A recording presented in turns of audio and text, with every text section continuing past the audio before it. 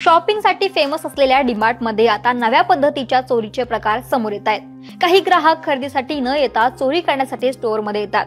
डीमार्टच्या वेगवेगळ्या फ्लोअरवरती ठेवलेली महागडी चॉकलेट, स्नॅक्स, परफ्यूम आणि छोटे इलेक्ट्रॉनिक आयटम्स चोरी करतायत। कपडे ट्राय करण्याच्या बहाण्याने ट्रायल रूम मध्ये जाऊन काही जण महागडे चॉकलेट्स खातायत। ट्रायल रूम मध्ये सीसीटीव्ही नसल्याने हे प्रकार उघडकीस येत नाही।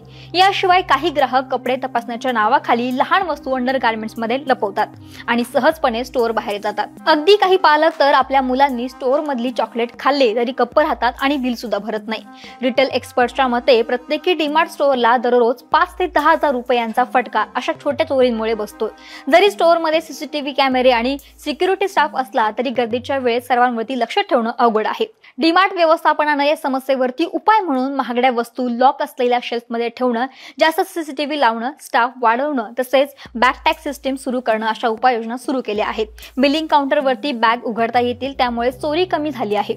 मात्र अंडरगार्मेंट्स मध्ये वस्तू लपवणं किंवा स्टोअर मध्येच खाऊन टाकणं या प्रकरणावरती नियंत्रण मिळवणं अजूनही अवघड जात आहे। एक्सपर्ट्सच्या मते ग्राहकांमध्ये जागरूकता निर्माण करणं आणि कायदेशीर कारवाईची माहिती देणं हा देखील चोरी कमी करण्याचा एक उपाय ठरू शकतो। आधुनिक तंत्रज्ञान जसे की RFID टॅग आणि स्मार्ट सेन्सर वापरल्यास नुकसान आणखीन कमी होऊ शकतं।